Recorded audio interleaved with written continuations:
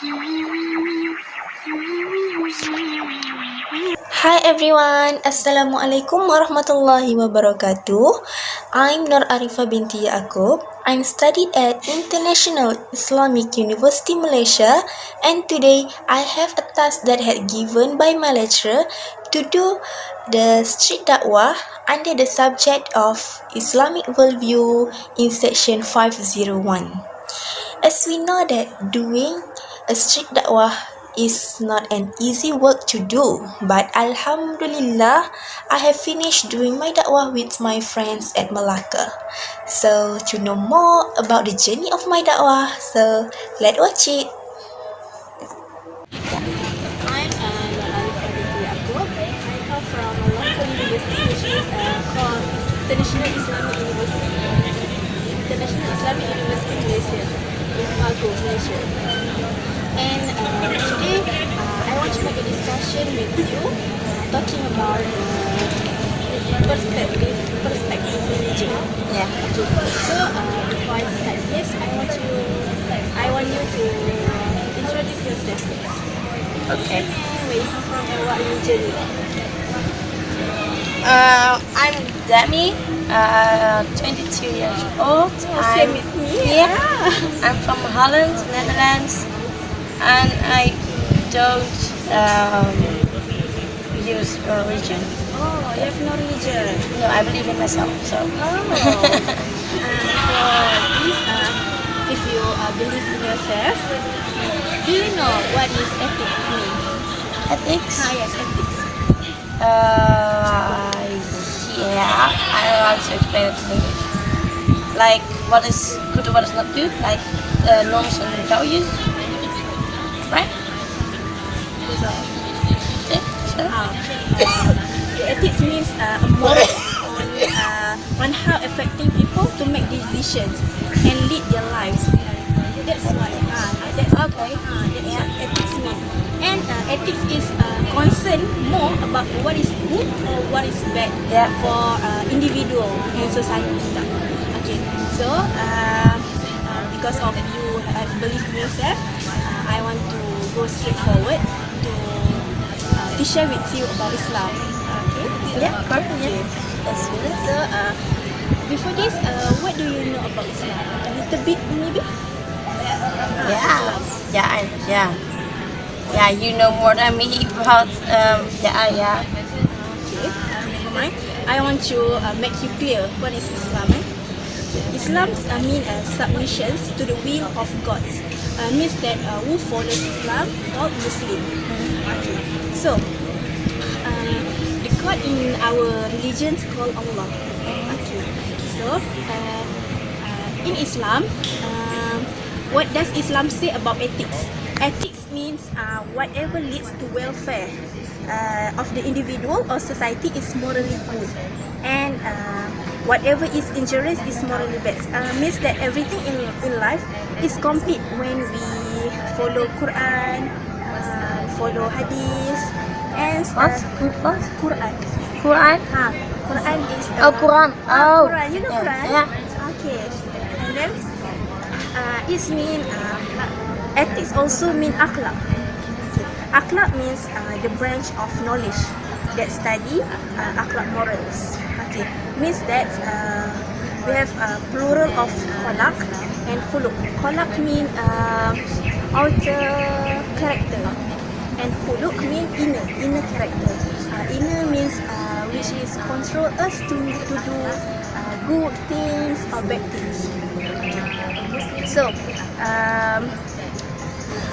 what is Islam also means that good relationship among human beings and good relationship with Allah in its spiritual sense. Okay. So now, today, until now you understand what I say? Yeah. Okay. And now I want to share with you about the true intention for today. I want to share about the 5 duties of Islam. Okay. In Islam, we have 5 pillars, which is we must to follow it. This mean obligation. Yes, obligation. So first, the 5 pillars consist of first shahada. Shahadah means essentially reciting the Muslim profession of faith. Okay. And second, salat. Before this, you know salat? What salat means? Salat means performing ritual prayers. In Islam, we perform salat. And then fasting. Fasting is we perform during Ramadan. And zakat, and then we giving zakat. Zakat means we paying charity or tax to the poor and the needy. Okay, and then fifth, haji. Haji is pilgrimage to Mecca, which is we perform ibadah haji in Mecca. Okay, so I want to explain more about shahadah. Okay. Shahadah is when we say there is no God but Allah and Muhammad in his messenger. When we say this statement, automatically we are a Muslim. Before we must say this statement aloud in front of witnesses, and we must say this in fully understanding what it means. So anyone who cannot write this is not a Muslim. Okay, a Muslim like us. And then who say the statement, automatically they must obey to all the commitments that Islam had put in our life. Okay. Then salat. Salat means an obligatory religious duty for every Muslim. In a day, we must perform 5 times a day. Salat which subuh, zuhur, asar, maghrib, isya, and That's like yes.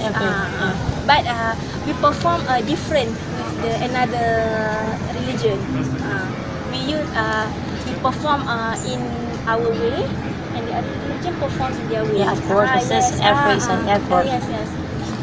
You believe in yourself, so you perform salat or not? What means that you pray or not? I meditate, so more in myself and how to make things clear in my head and stuff, and to be connected with everyone, anything. So to be conscious and to be more self-awareness, just self-awareness with everything and anything around you. So that's why, I believe in myself and everything else, like the universe. Your members of family also believe in yourself, or they have a religion? No, not really.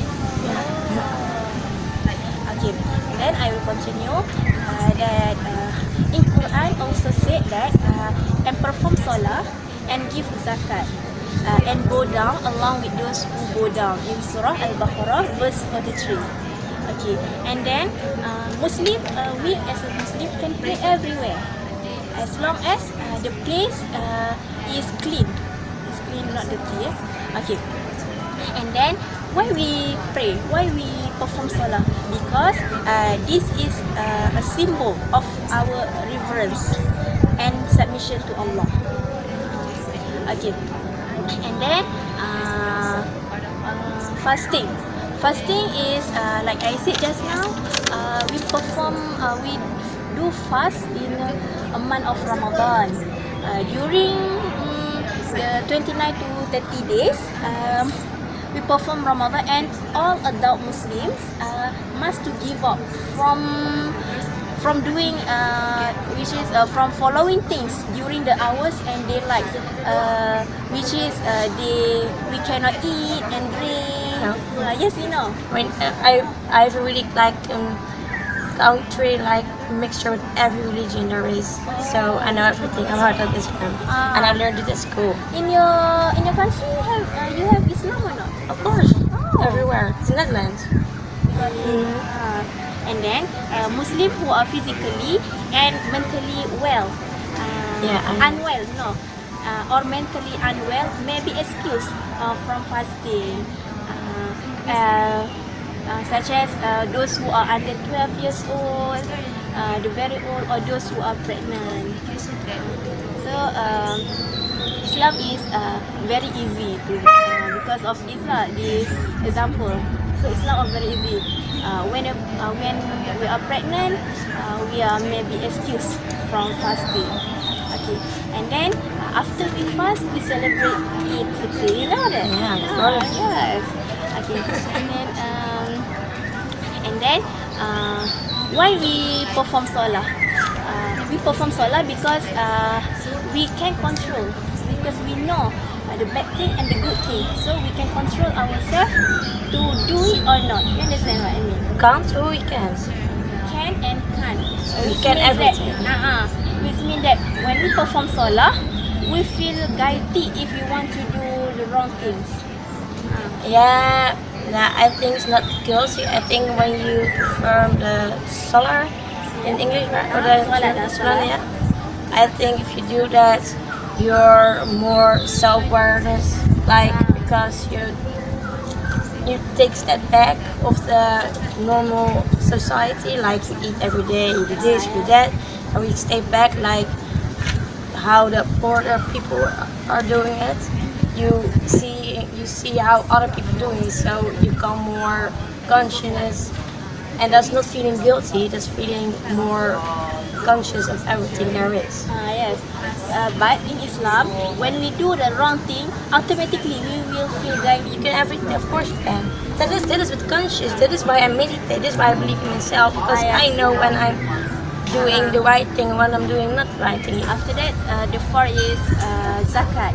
Zakat is we give something, or we give charity, give thanks to the poor and the needy, so that we can help them to continue their life, and we can sharing our wealth to them.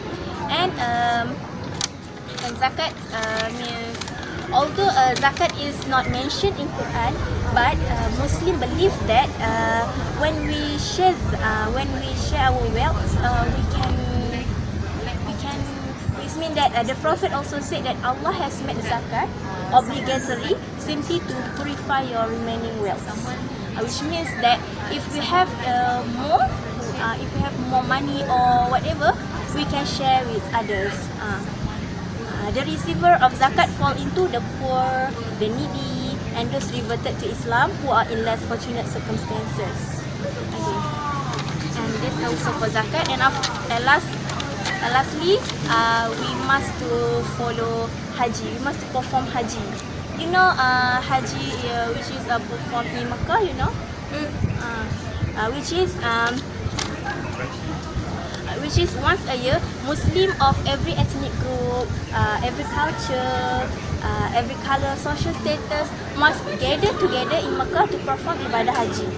And it is a ritual that is designed to promote our bonding of Islamic. If you don't have, No, because we must follow the requirement first to do haji. requirements first. Means that if we afford, we can do that. Like us, I'm a student, so I cannot afford to go there. Oh, so like that, yeah. So it may be an excuse for right now, but Yeah. after this, if I afford to do that, I must. It is an obligation for me. But it's more a question if you want to, right? Like Of this. course, I want to. Okay. Yes, because it is an obligation for us Muslim. That is when we effort when we have more money, or we have physically able, we must to enter Mecca to perform ibadah haji. Okay, and when we perform ibadah haji, we are truly equal, which means that we have no care about their social status, about their pride, about their wealth, or everything, because we are truly same. And then Makkah is, for your information, Makkah is a place that is holy to all Muslim, and no non-Muslim are allowed to enter. And in my life, once in my life, I must to perform ibadah haji once I afford to go there. And so, the conclusion here is the five pillars of Islam is required to believe and act according to them, which means that we are put all the submission to Allah. And it is important to remember that Islam is a religion that encourages and promotes peace and love. So, do you want to add something about your religion, about your beliefness or whatever? No, not really. Thank you. Yes. Thank you. Thank you. Should I open? Of course. It's from Malaysia. Really? Yes. So That's so thank you. sweet. That's all for today. Hi, continue again with me. So, after you have watched the video that I have made a dakwah with her, which is non-Muslim, I use 5 techniques of dakwah in my discussion. First, I use the techniques that make her feel appreciated, which means that if you notice after the discussion, I gave her a token of appreciation. I'm sure that by doing this, she will feel appreciated and willing to hear more and more from us about Islam. Second techniques of dakwah that I have used is I use good and soft-spoken words. By doing that, they will feel peace when with us. As a Muslim, they will feel that we have good manners because we all along the discussion we use soft-spoken words. The third techniques of dakwah that I have used is mau'izah hasanah, which is I gave her a good lesson along the discussion. If you notice that she asked me if me want to go to Mecca to perform ibadah haji, I'm say that of course I will go, but not now because now I'm a student. I'm not afford to do that. But once I'm afford, I will go to Mecca and perform ibadah haji because that was an obligatory to us. So I'm sure that she will think that all Muslim is good because we always follows the obligatory that Allah had made on us. And fourth technique of dakwah that I am used is muhawarah. Muhawarah means a discussion that I have met with her, which is I'm shared to her about Islam and she shared to me about their respective religions. That's mean muhawarah. And the last one is tabshir wa targhib, which means that I'm say to her about good news. I'm share to her about good news. For example, in my dakwah, I'm say to her that if we perform salah, what we will get, what rewards we will get from Allah. So by doing that, I really hope that she will think positive about Islam. And that's all from me, and I hope one day she will feel interested to enter Islam and learn more and more about Islam. So that's all. Till we meet again, thank you.